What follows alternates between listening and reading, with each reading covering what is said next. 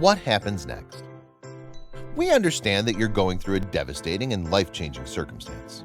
That's why we take it upon ourselves to make sure you're taken care of with empathy and compassion until you're back in your home. With all the emotion and devastation, we understand that it's an overwhelming process. You may be asking yourself, what comes next?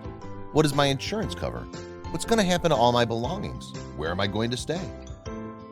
And that's where we come in, so you can focus on rebuilding your family while we rebuild your home.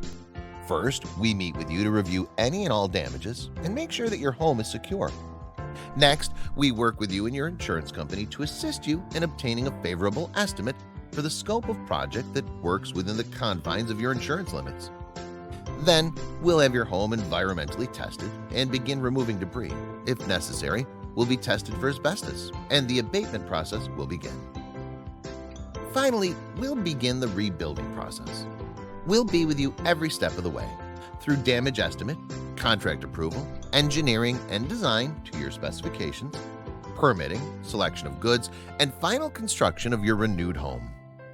Lastly, we'll hand you the keys to your home, and you can get back to normal.